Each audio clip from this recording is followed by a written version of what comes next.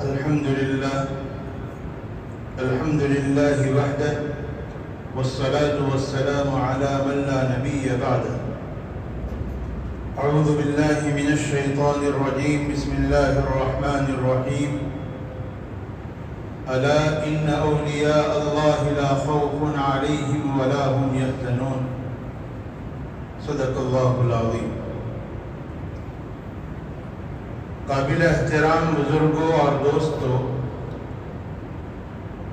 میرا اور آپ کا بلکہ ہم سب کا تعلق اہل سنت والجماعت سے ہے، اور ہم اہل سنت والجماعت کے نزدیک اولیاء کاملین، اولیاء اللہ اور ولیوں کا ایک مقام اور ایک مرتبہ ہے. ہم لوگ اولیاء کرام کا نام بھی احترام سے لیتے ہیں.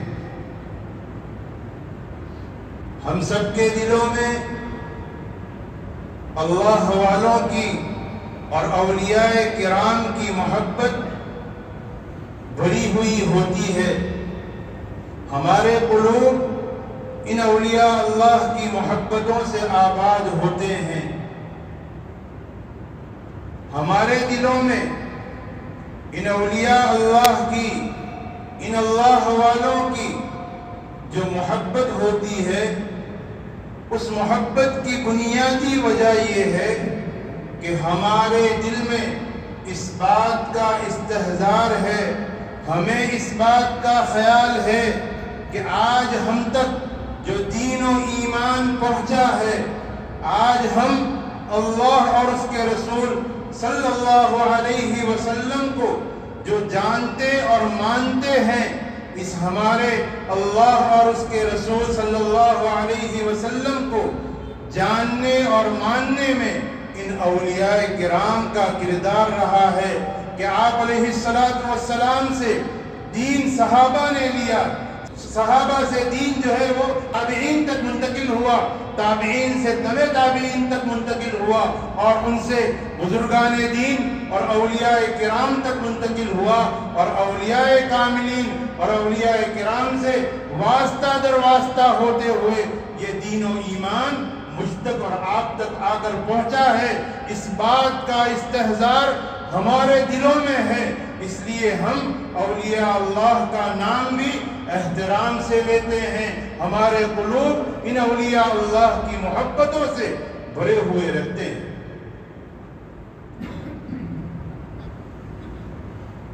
جن اولیاء کرام کی محنتوں سے اور جن اولیاء کرام کے واسطے سے یہ دین ہم تک پہنچا ہے، ان اولیاء کرام کی فہرست کافی لمبی فہرست ہے کہ جس فہرست میں نہ جانے کتنے محدثین ہیں، نہ جانے کتنے مفسرین ہیں، اور اس فہرست میں نہ جانے کتنے اللہ کے برگزیدہ بندے ہیں کہ اس فہرست میں خواجہ معین الدین چشتی اجمیری رحمت اللہ علیہ بھی ہے، اس فہرست میں خواجہ نظام الدین اولیاء رحمت اللہ علیہ بھی ہے، اس فہرست میں صابر قدیری رحمت اللہ علیہ بھی ہے، اس فہرست میں شیخ سرہندی رحمت اللہ علیہ بھی ہے. ان کے علاوہ نہ جانے کتنے اولیاء کاملین ہیں کہ جو اس فہرست میں شامل ہے کہ جن کے واسطے سے یہ دین اور یہ ایمان ہم تک پہنچا ہے. لیکن اس پوری فہرست میں ایک شخصیت ایسی ہے، ایک شخصیت ایسی شخصیت ہے کہ جس شخصیت کو تمام اولیاء کاملین کی جماعت کی سرداری حاصل ہے، کہ جنہیں امام الاولیاء اور جنہیں سرتاج اولیاء کہا جاتا ہے. اور وہ شخصیت ہے غوث اعظم، پیران پیر، محبوب سبحانی، پیر حقانی، شیخ عبد القادر جیلانی رحمت اللہ علیہ، کہ آپ کی شخصیت وہ شخصیت ہے کہ جن کے متعلق یہ جملہ کہا جاتا ہے غوث اعظم درمیان اولیاء چون محمد درمیان انبیاء صلی اللہ علیہ وسلم کہ غوث اعظم کا تمام ولیوں میں، تمام اولیاء میں وہ مقام ہے جیسا مقام محمد رسول اللہ صلی اللہ علیہ وسلم کا مقام تمام انبیاء میں ہے۔ تو آپ حضرت کو تمام اولیاء کی جماعت کی سرداری حاصل ہے، اور کون مسلمان ہوگا کہ جس کے دل میں غوث اعظم رحمت اللہ علیہ کی محبت نہیں ہوگی؟ لیکن اس محبت کا تقاضا یہ ہے کہ ہم آپ کی شخصیت سے، آپ کی ذات عالی سے، آپ سے ہم کما حق واقف ہوں۔ صرف یہ نہ ہو کہ ہم صرف نام کے ان سے واقف ہو، بلکہ آپ کی سیرت، آپ کی حیات طیبہ، آپ کے فرامین، آپ کے ارشادات یہ ہمارے سامنے ہو کہ آپ کے فرامین سے جہاں دنیا نے فائدہ اٹھایا، آپ کے کمالات اتنے ہیں۔ حضرت علی میاں ندوی فرماتے ہیں آپ کی کرامات حد تواتر تک پہنچی ہے، اور سب سے بڑی کرامت آپ کی یہ تھی کہ آپ مردہ دلوں کو زندہ کر دیا کرتے تھے، کہ جو دل اللہ سے غافل ہیں، جو بندے اللہ کو بھول بیٹھے ہیں، ان بندوں کو آپ حضرت جو ہے اللہ سے جوڑ دیا کرتے تھے۔ یہ ہمارے اوپر غوث اعظم پیران پیر رحمت اللہ علیہ کا یہ حق ہے کہ ہم آپ کی حیات سے واقف ہوں، ہم آپ کی تعلیمات سے واقف ہوں۔ آپ حضرت کی پیدائش جمعہ کے دن یکم رمضان سن ہجری 470 میں ایران کے قصبہ گیلان میں ہوئی، جس گیلان کی طرف نسبت کر کے آپ کو جیلانی کہا جاتا ہے۔ آپ کی ولادت ایک نیک اور دیندار اور سید گھرانے میں ہوئی، جس گھرانے کے افراد اللہ کے برگزیدہ بندے تھے۔ اس گھرانے کی نیکی کا ہم اندازہ اس بات سے لگا سکتے ہیں کہ آپ حضرت کی پھوپھی جن کا نام عائشہ تھا، ان کے متعلق ہے کہ یہ اللہ رب العزت کی برگزیدہ بندی تھی، لوگ ان سے دعائیں کروایا کرتے تھے۔ ایک وقت حالات ایسے ہوئے کہ گیلان میں جو ہے قحط سالی ہوئی، بارش نہیں ہو رہی تھی، جس کی وجہ سے لوگ پریشان، دعائیں لوگ کر رہے ہیں، بارش کے لیے نمازیں پڑھ رہے ہیں، لیکن بارش نہیں ہو رہی۔ پورے گیلان والے جمع ہو کر آپ کی پھوپھی حضرت عائشہ رحمت اللہ علیہا کے گھر پر پہنچے اور فرمایا کہ بارش نہ ہونے کی وجہ سے سارے لوگ پریشان ہیں، آپ دعا فرما دیں کہ اللہ بارش نازل کر دے۔ ان کی درخواست پر آپ کی پھوپھی گھر میں گئی اور گھر سے جھاڑو لے کر آئی اور اپنا آنگن صاف کیا انہوں نے، اور پھر اللہ کے سامنے ہاتھ اٹھایا کہ باری تعالیٰ میں نے آنگن صاف کر دیا ہے، اب اس آنگن میں پانی چھڑکنا آپ کا کام ہے، آپ اس آنگن میں پانی چھڑک دیجئے۔ لکھا ہے کہ ابھی تو لوگ اپنے گھروں کو واپس نہیں ہوئے تھے اور اللہ رب العزت نے موسلادھار بارش برسا دی۔ یہ اس خاندان میں آپ کی ولادت ہوئی، آپ کے والد، آپ کی ولادت، یہ بھی ایک اللہ رب العزت کا عجیب کرشمہ ہے کہ آپ کی جب ولادت ہوئی تب آپ کی والدہ حضرت فاطمہ ام الخیر رحمت اللہ علیہا کی عمر مبارک 60 سال تھی۔ یہ عمر عام طور پر اس عمر میں عورتوں کو اولاد نہیں ہوا کرتی، لیکن اس عمر میں بھی اللہ رب العزت نے ان کے بطن سے، ان کے پیٹ سے غوث اعظم رحمت اللہ علیہ کو پیدا فرمایا۔ آپ کے والد کا نام ابو صالح ہے، آپ کی والدہ کا نام فاطمہ ہے، ان کی کنیت ام الخیر ہے۔ آپ حضرت دونوں طرفین سے سید ہیں۔ والد کی طرف سے 11 واسطوں سے جا کر آپ کا نسب نامہ حضرت حسن رضی اللہ تعالیٰ عنہ کو ملتا ہے، اور والدہ کی جانب سے 14 واسطوں سے جا کر حضرت حسین رضی اللہ تعالیٰ عنہ کو آپ کا نسب نامہ ملتا ہے۔ آپ دونوں طرف سے سید ہیں، آپ والد کی طرف سے حسنی ہیں اور والدہ کی طرف سے آپ حسینی ہیں۔ آپ کے والدین اللہ کے برگزیدہ بندے، تقوی کے ساتھ زندگی گزارنے والے تھے۔ آپ کے تقوی کا عالم یہ تھا کہ آپ کے متعلق لکھا ہے کہ وہ اپنی جوانی میں اللہ رب العزت کی کثرت سے عبادت کیا کرتے تھے۔ ایک دن دریا کے کنارے پر بیٹھ کر اللہ کی عبادت میں مشغول تھے۔ کئی دنوں سے فاقہ تھا، بھوک کی شدت تھی۔ اچانک دیکھا کہ دریا میں سیب تیرتا ہوا آ رہا ہے۔ آپ نے اس سیب کو اٹھا کر، بھوک کی شدت تھی تو کھا لیا۔ کھانے کے بعد آپ کو اس بات کا خیال ہوا کہ میں نے سیب تو کھا لیا، سیب میں نے کھا لیا، لیکن اس کا مالک کون ہے یہ تو مجھے معلوم نہیں، میں نے اس کی اجازت کے بغیر یہ سیب کھا لیا۔ اب آپ اس سیب کے مالک کی تلاش میں نکلے، جس جانب سے دریا میں سیب آیا تھا اس جانب آپ نے چلنا شروع کیا۔ چلتے چلتے کئی وقت کے بعد دیکھا کہ ایک باغ ہے جس کے سیب کی ٹہنیاں دریا کے اوپر لگ رہی ہے۔ آپ سمجھ گئے کہ یہ اسی باغ کا سیب ہے۔ جا کر معلوم کیا کہ باغ کے مالک کون ہے، تو پتا چلا کہ اس باغ کے مالک سید عبداللہ سومعی ہے۔ ان کی خدمت میں حاضر ہوئے اور بات کہی کہ میں نے اس طریقے سے آپ کی اجازت کے بغیر آپ کے باغ کا ایک سیب کھا لیا ہے، آپ اسے مجھے معاف کر دیجئے اور وہ سیب مجھے بخش دیجئے۔ وہ بھی عبداللہ سومعی بھی اپنے دور کے ایک بڑے ولی اور بزرگ تھے۔ وہ ان کی اس بات پر سمجھ گئے کہ یہ شخص جو ہے بڑا متقی اور پرہیزگار شخص ہے۔ انہوں نے کہا کہ معاف کرنے کے لیے 2 شرطیں ہیں۔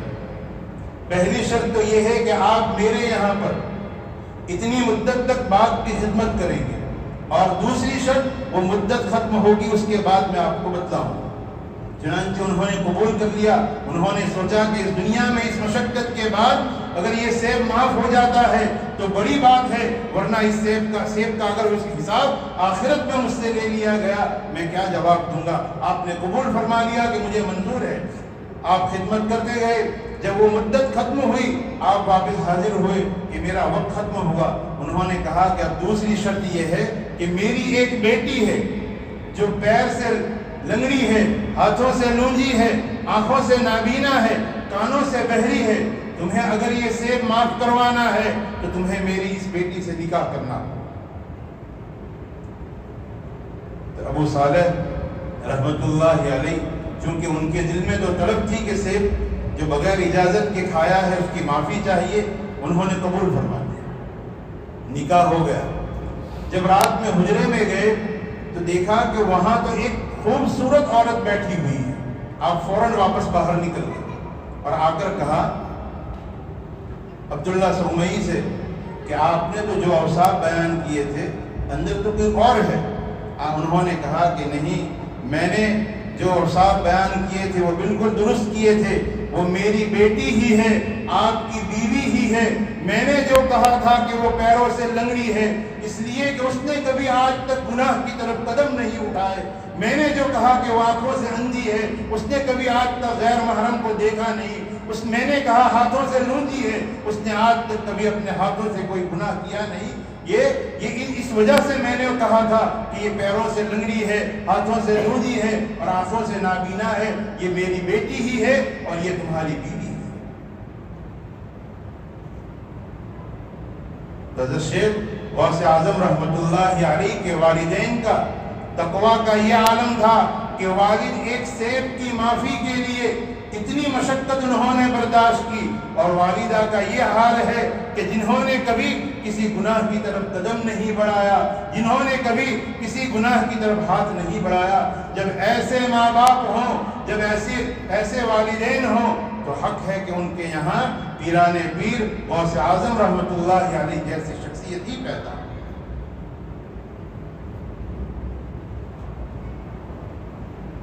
غوث اعظم رحمت اللہ علیہ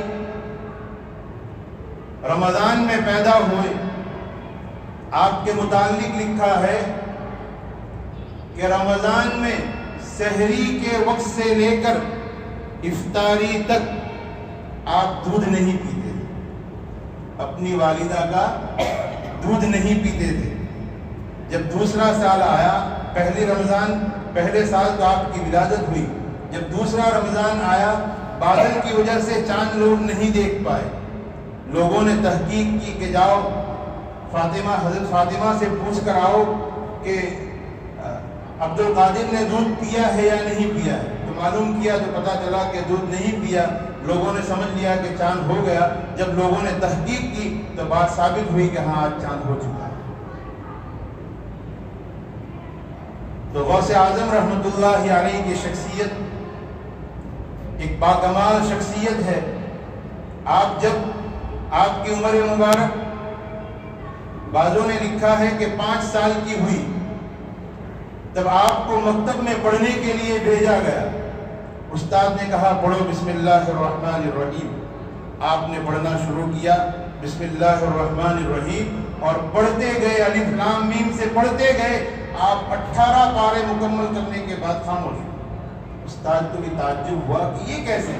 کہا کہ میری والدہ 18 پاروں کی حافظ ہے اور وہ اتنی مرتبہ انہوں نے ان 18 پاروں کا دور کیا ہے کہ سنتے سنتے مجھے بھی جو ہے وہ 18 پارے یاد۔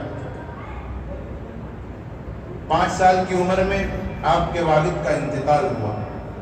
آپ کی عمر جب 18 سال کی ہوئی تب آپ ایک دفعہ جو ہے اپنے گھر سے باہر ٹہل رہے تھے، کسی کسان کا ایک بیل جا رہا تھا، آپ کی بچپن کی عمر تھی، آپ نے اس بیل کی پوچھ پکڑ کر گھمائی، بیل نے گھوم کر آپ سے بات کی اور کہا ما لہذا خلقت ولا بہذا امرت، کہ تم عبد القادر تمہیں اس کے لیے پیدا نہیں کیا گیا اور نہ ہی تمہیں اس کا حکم دیا گیا ہے۔ آپ فرماتے ہیں کہ میں اس کے بعد ڈر کر اپنی چھت پر چڑھا تو دیکھا کہ اللہ نے مکہ المکرمہ تک کے سارے پردے ہٹا دیے اور لوگوں کو 9ویں ذی الحجہ کا وہ دن تھا، لوگوں کو میں نے عرفات کے میدان میں لوگوں کو قیام کرتے دیکھا۔ وہیں سے آپ سمجھ گئے کہ مجھے یہ اللہ رب العزت کی جانب سے اس کے قریب ہونے کا یہ اشارہ ہے۔ آپ نے اپنی والدہ محترمہ سے اجازت طلب کی کہ آپ مجھے اگر اجازت دیں تو میں بغداد چلا جاؤں اور وہاں جا کر میں علم دین حاصل کروں۔ والدہ نے آپ کو اجازت دے دی اور والدہ نے 40 دینار جو ہے ان کی صدری میں سی دیے اور انہیں ایک قافلے کے ساتھ روانہ کر دیا۔ راستے میں قافلے کو ڈاکوؤں نے لوٹا اور ڈاکوؤں نے سب کا سامان لوٹ لیا، لیکن یہ بچے تھے، ان کو سمجھ کر کہ ان کے پاس کیا ہوگا اور انہیں چھوڑ دیا۔ لیکن جاتے جاتے کسی نے پوچھا کہ تیرے پاس کچھ ہے بچے؟ انہوں نے کہا کہ ہاں میرے پاس 40 دینار ہے۔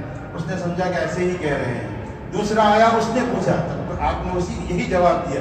انہوں نے جا کر اپنے سردار کو کہا کہ ایک بچہ ہے جو یوں کہہ رہا ہے میرے پاس 40 دینار ہے۔ تو سردار نے جو ہے انہیں بلایا اور پوچھا تو آپ نے یہی جواب دیا، ہاں میرے پاس 40 دینار ہے۔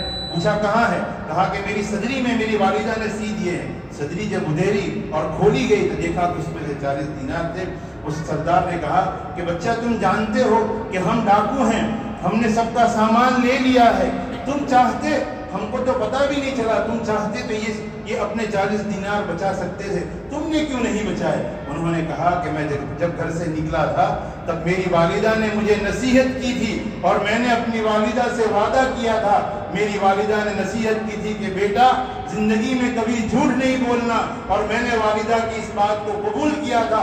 میں ان 40 دینار کے لیے والدہ سے کیا ہوا وعدہ کیسے بول سکتا ہوں؟ سردار کے اوپر اللہ والوں کی زبان سے نکلے ہوئے الفاظ بجلی کی کڑک رکھتے ہیں، جو جا کر اس کے اوپر لگا اور فوراً اس کو احساس ہوا، وہ رونے لگا کہ تمہیں اپنی والدہ سے کیے ہوئے وعدے کا اتنا لحاظ ہے اور میں اپنی پوری زندگی میں اپنے رب کے حکم کو چھوڑ کر لوگوں کو تکلیف پہنچا رہا ہوں۔ اس سردار نے جو ہے توبہ کی اور توبہ کر کے لکھا ہے کتابوں میں کہ وہ وقت کے ولی بنے اور اس کے بعد ان کا انتقال ہوا۔ مختصر یہ کہ غوث اعظم رحمۃ اللہ علیہ بغداد پہنچ گئے۔ بغداد جا کر وقت کے بڑے علماء سے، اس وقت کے جید علماء سے آپ نے علم حاصل کیا اور علم میں ایک اونچا مقام حاصل کیا، بہت اعلیٰ اور رفع مقام آپ نے حاصل کیا۔ آپ کے علم کا یہ حال تھا کہ اس زمانے میں کسی نے قسم کھائی کہ میں ایک میں ایسی عبادت کروں گا کہ میری اس عبادت میں کوئی شریک نہیں ہوگا، یعنی جس وقت میں جو عبادت کروں گا دنیا میں کوئی اس وقت وہ عبادت نہیں کرتا ہوگا، اگر میں ایسی عبادت نہ کر سکوں تو میری بیوی کو طلاق ہے۔ علماء نے کہا، علماء کے پاس سامنے جب یہ مسئلہ گیا، لوگوں نے کہا کہ اب اس کا تو کیا راستہ، آپ کی بیوی کو تو طلاق ہو جائے گا۔ جب غوث اعظم رحمۃ اللہ علیہ کے سامنے یہ مسئلہ پیش کیا، آپ نے راستہ بتلایا کہ نہیں ہوگی طلاق، انہیں آپ حرمین بھیج دو، بیت اللہ بھیج دو، اور متولیان بیت اللہ سے کہو کہ کچھ دیر کے لیے دوسرے لوگوں کو طواف کرنے سے روک دے، اور اس شخص کو کہو کہ تم طواف کر لو اکیلے۔ طواف ایک ایسی عبادت ہے جو وہیں ہو سکتی ہے، کہیں اور نہیں ہو سکتی، اس طریقے سے جو ہے تمہاری بیوی کو طلاق نہیں ہوگی۔ تو آپ نے انہوں میں بہت اونچا مقام حاصل کیا، آپ کی کرامات بے شمار کرامات ہیں، آپ لوگوں سے محبت رکھتے تھے، غریبوں سے محبت رکھتے تھے، آپ ایک شان کے ساتھ بغداد میں رہے، ایسی شان کے ساتھ آپ بغداد میں رہے کہ آپ کبھی بھی کسی بادشاہ یا کسی حاکم کے دروازے پر نہیں گئے، کبھی کسی حاکم کے دروازے پر نہیں گئے، بلکہ اگر کوئی حاکم ان کے دربار میں آتا، آپ اٹھ کر پہلے اپنے کمرے میں چلے جاتے، جب وہ بادشاہ یا حاکم آ کر بیٹھ جاتا اس کے بعد اپنے حجرے سے نکلتے، تاکہ اس کے احترام میں جو ہے وہ اٹھنا نہ پڑے۔ آپ نے کبھی کسی بادشاہ اور حاکم کا ہدیہ قبول نہیں کیا۔ ایک مرتبہ ایک بادشاہ نے آپ کے سامنے اشرفیاں پیش کی، آپ نے لینے سے انکار کیا، لیکن اس نے بہت اصرار کیا، آپ نے 2 ہاتھوں میں اشرفیاں لی اور اسے رگڑا، اس میں سے خون نکلنے لگا۔ آپ نے فرمایا کہ لوگوں کا خون چوس کر مال جمع کرتے ہو اور پھر ہمیں لا کر پیش کرتے ہو، اللہ سے ڈرو، اللہ سے شرم کرو۔ تو آپ حضرت جو ہے ایک بڑے اونچے پائے کے بزرگ ہیں، آپ کی تعلیمات میں اگر ہم پڑھیں گے دیکھیں گے، آپ نے اپنی تعلیمات میں بارہا اس بات پر زور دیا ہے کہ ہم توحید کو اختیار کریں اور محمد الرسول اللہ صلی اللہ علیہ وسلم کی سنتوں کی پیروی کریں۔ آپ کی آخری نصیحت جو تھی، آپ نے 90 سال کی عمر میں اس دار فانی کو چھوڑا اور اپنے مالک حقیقی سے جا ملے۔ سن ہجری 561 میں دن کے بارے میں اختلاف ہے، بعضوں نے کہا 7 تاریخ تھی، بعضوں نے کہا 11 تاریخ تھی، بعضوں نے کہا 17 تھی، بعضوں نے کہا 18 تاریخ تھی۔ اس دن آپ نے اس دنیا کو چھوڑا اور آپ کے اس دنیا سے رخصت ہونے سے پہلے آپ کے صاحبزادے سید عبد الوہاب نے آپ سے فرمایا کہ مجھے کچھ نصیحت فرما دے۔ آپ نے فرمایا کہ بیٹا، تقوی اختیار کرنا، اللہ سے ڈر کر زندگی گزارنا اور اپنی حاجتوں کو، اپنی ضرورتوں کو اللہ کے سامنے پیش کرنا، اللہ ہی پر بھروسہ کرنا، اللہ کے علاوہ کسی اور پر بھروسہ نہ کرنا، اور اللہ کی اطاعت اور اللہ کی فرما برداری کو، اللہ کی عبادت کو اپنی زندگی کا جو ہے مشغلہ بنانا۔ تمہارا دل جب اللہ سے لگ جائے گا تب اللہ تمہارے حال سے غافل نہیں ہوگا۔ اس طرح کی نصیحتیں آپ نے فرمائی اور آپ کا اس کے بعد وصال ہوا۔ آپ کو آپ ہی کے مدرسے میں ہی آپ کو دفن کیا گیا۔ یہ مختصر حضرت کے حالات ہیں، اور آپ کی محبت کا تقاضا یہ ہے کہ ہم آپ کے حالات پڑھیں، سنیں اور اس کے مطابق اپنی زندگیوں کو بنائیں کہ لوگوں نے آپ سے جڑ کر اپنی زندگیاں بنائی، اپنی دنیا بنائی، اپنی آخرت بنائی۔ آج ہمارا حال یہ ہے کہ ہم نے چند رسمی چیزوں کو حضرت کے ساتھ جوڑ کر اور ہم یہ سمجھتے ہیں کہ ہم نے یہ کر لیا، گویا کہ ہم نے آپ کی محبت کا حق ادا کر دیا۔ آپ کی محبت کا حق اس سے ادا نہیں ہوا۔ آپ کی محبت کا حق ادا کرنے کے لیے آپ نے اپنی حیات میں جس مشن کو لے کر آپ چلے تھے کہ اللہ کے بندوں کو اللہ سے جوڑا جائے اور ان کی زندگیوں کو محمد الرسول اللہ صلی اللہ علیہ وسلم کے نقش قدم پر لایا جائے، اس کے مطابق ہماری بھی زندگیاں جب ہو جائے گی تب کہا جائے گا کہ ہم نے واقعتاً ان سے محبت کی۔ اللہ رب العزت کہیں سنی باتوں پر سب سے پہلے مجھے پھر آپ تمام حضرات کو عمل کی توفیق عطا فرمائے۔ وآخر دعوانا الحمدللہ رب العالمین۔